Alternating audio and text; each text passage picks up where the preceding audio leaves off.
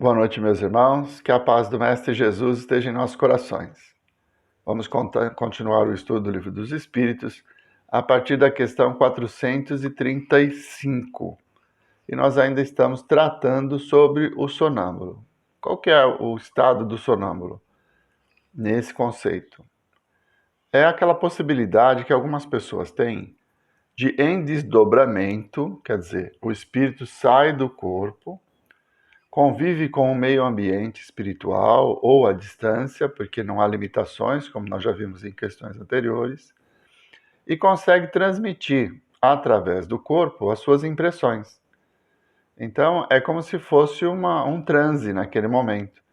O espírito desdobrado continua falando com as pessoas encarnadas que estão ao seu redor, mas ele está vivenciando a experiência como espírito, apesar de continuar falando pelo corpo. Tá? É esse o estado de sonambulismo que Kardec se refere aqui. Então vamos lá. Questão 435. O sonâmbulo pode ver os outros espíritos? A maioria deles os vê muito bem, dependendo do grau e da natureza da lucidez de cada um. No entanto, algumas vezes eles não se dão conta disso no primeiro momento e os tomam por seres corporais. Isso acontece principalmente aos que não têm nenhum conhecimento do espiritismo. Ainda não compreendem a essência dos espíritos, ficam espantados e por isso acreditam estar vendo pessoas vivas. Bom, foi dito já que nós somos formados por três elementos, né? A essência, o espírito, que somos nós, que é o ser pensante, o que sente, o que evolui, não é? Esse é o espírito. Para viver aqui nesta terra, nós absorvemos um perispírito, que é, vamos dizer, um envoltório intermediário, para que haja ligação entre o espírito e a matéria. E o corpo físico, no nosso caso, que estamos encarnados. Então, o processo é bem assim. Quando desencarnamos, nós vamos deixar só a parte exterior. O corpo físico fica. Aí o espírito fica sempre revestido por um perispírito. E a aparência desse perispírito está relacionado com o estado emocional, psicológico do espírito. Então ele sai do corpo e mantém a mesma aparência. Por isso que, em muitos casos, nos grupos mediúnicos, as pessoas comparecem, né? Um espírito comparece, ainda em sofrimento, com dores, sem ter percebido que ele efetivamente já desencarnou. Porque a mudança é muito sutil. Ele continua se vendo como ele era antes. Então, no caso do sonâmbulo, é a mesma coisa. Em desdobramento, ele consegue ver os espíritos. Então, ele está vendo o perispírito das pessoas que estão ao seu redor.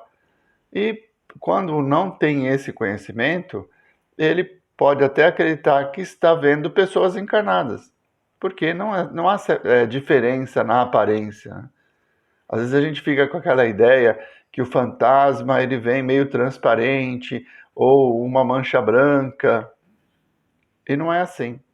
O perispírito tem a mesma imagem, ele reflete o espírito e normalmente com a aparência da última encarnação. Então, ao desdobrar, o sonâmbulo consegue ver espírito, sim. Às vezes ele nem percebe que acontece isso. Ah, lembrei. O Chico Xavier, quando iniciou o seu trabalho como funcionário público, ele fazia atendimento ao público, né? Numa instituição, uma empresa pública. E ele tinha dificuldade de distinguir as pessoas que estavam encarnadas das que estavam desencarnadas. Então, muitas vezes ele via a pessoa no balcão, ia atender, conversava com ela pela sua percepção, pela sua mediunidade, e aí os outros funcionários ficaram olhando para ele espantados, né? Falaram, nossa, mas com quem que ele está falando, né? Até que ele percebeu isso e perguntava para a colega do lado, tem alguém ali no balcão? Se ela visse, então ele ia atender, porque teria certeza que a pessoa estava encarnada. Então é bem assim, é sutil. Não existe muita diferença na aparência entre o espírito desencarnado e o espírito encarnado. Ele vai refletir, basicamente, a sua encarnação anterior. Por isso, o sonâmbulo ele tem esse contato, de acordo com o grau evolutivo, ele pode ver espíritos mais elevados ou pode ver espíritos menos elevados, né? É pela sintonia, o local para onde ele vai e o padrão que ele está enxergando, mas não existe muita diferença, né? Kardec comenta assim: o mesmo efeito se produz no momento da morte entre os que ainda se julgam vivos. Não percebem nenhuma mudança ao seu redor, parecendo-lhes que os espíritos têm corpos iguais aos nossos. Daí porque tomam a aparência do próprio corpo por um corpo real. Então é bem assim, né? Eles, quando desencarnarmos, nós vamos ter a mesma aparência.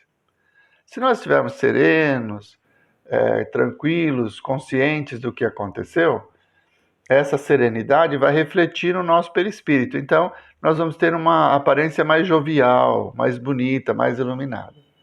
Se nós estivermos assim carrancudos, ainda nervosos ou inseguros, se nós estivermos com ódio, com um sentimento ruim, nós vamos ter uma aparência que reflita esse estado de espírito. Então, muitos espíritos se apresentam deformados pelo ódio, né? Porque o perispírito é um reflexo do espírito. Então, é bem assim. Como que o sonâmbulo vai ver as pessoas que estão ao seu redor? Dependendo do grau evolutivo que ele estiver, ele vai ver como uma outra pessoa. Às vezes até confunde encarnados e desencarnados. 436. O sonâmbulo que vê à distância, vê do lugar onde está o seu corpo ou daquele em que está a sua alma? Por que esta pergunta? Já que a alma quem vê e não o corpo. A pergunta é se o sonâmbulo vê com os olhos físicos. Não. Ele vai ver com os olhos do espírito. Ele vai estar desdobrado. Por isso ele reflete uma situação, às vezes, muito distante daquele local físico onde o corpo se encontra e que está se manifestando nesse transe sonambúlico, né? Ele está conversando com as pessoas, mas descrevendo situações do local onde o seu espírito em desdobramento se encontra. 437. Considerando-se que a alma que se transporta, como pode o sonâmbulo experimentar no corpo as sensações do frio ou do calor existente no lugar onde se encontra sua alma, algumas vezes bem distante daquele em que está o seu corpo? A alma não deixou inteiramente o corpo, ao qual está sempre ligada por um laço, que é o condutor das sensações. Quando duas pessoas se correspondem de uma cidade a outra por meio da eletricidade, o laço que liga os seus pensamentos é a eletricidade. Por isso, elas se comunicam como se estivessem uma ao lado da outra. É interessante, né? Essa colocação que ele faz. Não vamos esquecer, esse livro foi publicado em 1857. Então, essa comunicação à distância entre pessoas através da eletricidade é o telégrafo, né? Lembram aqueles aparelhinhos que mandavam sinais, traça, barra, ponto? Era assim que era a comunicação. O telégrafo ele era pela eletricidade, né? Por estática. Por isso que ele fala, né? A comunicação pela eletricidade. Voltando à doutrina espírita, o espírito ele está ligado ao corpo por laços fluídicos, né? Então, ele em desdobramento, ele tem a sensação. Muitas das coisas, situações que envolvem o físico, então o espírito está em desdobramento num lugar muito frio. O espírito em desdobramento, ele não sente frio, porque ele não tem a matéria, ele não tem a pele, não tem essa relação neural com o corpo, como nós temos no corpo físico. Então, por que nós sentimos frio ou calor? Então, são sensações que a pele transmite ao cérebro para que nós tomemos uma providência, para a preservação do corpo. Então, começa a sentir frio, o cérebro fala assim, olha, vai se agasalhar. É por isso que a gente tem a sensação. Quando o espírito está desdobrado, ele não tem essa percepção, a parte neural, essa parte, a pele, não tem essa sensibilidade. O espírito não sente nem frio, nem calor. Mas o fato dele estar desdobrado ali, naquela região, ele começa a comentar o que ele está vendo e vai transmitir essa sensação para o corpo. Então, por isso que ele diz, aqui está muito quente, ou aqui está muito frio, mas não que o espírito esteja sentindo isso. É só uma percepção que ele acaba influenciando o próprio cérebro, né, pela sensação que ele imagina estar sentindo, e o corpo reflete. Então ele diz isso, estou sentindo frio, estou sentindo calor, mas o espírito em desdobramento, ele não sente, não tem essa... O espírito, né, mesmo perispírito, ele não tem essa parte neural, é que nem a dor. Tá? A gente fala da dor. A dor física é um instrumento de defesa, não é de sofrimento, é de defesa. Quando algum órgão está doendo, ele está informando ao cérebro, olha, eu não estou funcionando bem, é preciso que você tome cuidado comigo. E nós vamos tomar as providências.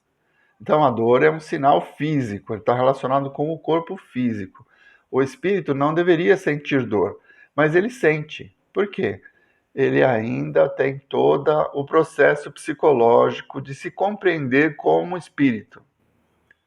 Então ele já desencarnou, está lá no leito de hospital, sentindo as dores, né? Ele está falando, olha, eu estou sentindo dor no braço, eu estou sentindo falta de ar, no caso do infarto. Mas o espírito não tem artérias ou essa condição de infartar. O espírito não vai infartar. É o corpo físico que tem isso. Mas a lembrança dessa dor faz com que ela permaneça. Enquanto ele não descobre que desencarnou, que não tem mais aquele corpo e que é o corpo que dói, ele não consegue se libertar. Então é bem assim esses conceitos.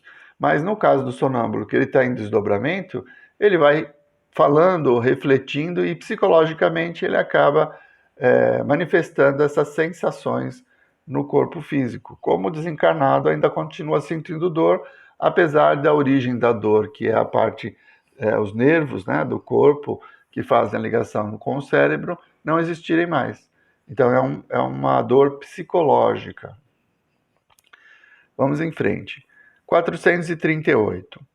O uso que um sonâmbulo faz de sua faculdade influi no estado de seu espírito depois da morte? Sim, como o uso bom ou mau de todas as faculdades que Deus concedeu ao homem. Então vamos lá. Como será a minha vida futura? Vai depender da forma que eu viver esta vida, dos sentimentos que eu construí, das vitórias que eu tive em relação às paixões que me governam, orgulho, vaidade, egoísmo, tudo isso são paixões que nos levam a tomar decisões e que nos ferem, que nos trazem dor. Tá? O orgulhoso sofre com a crítica. Então, a crítica devia ser algo que o ajudasse a resolver problemas que ele não conhece. Então, se alguém o critica, é para que ele aprenda algo novo. Mas como ele é orgulhoso, ele sofre por causa disso.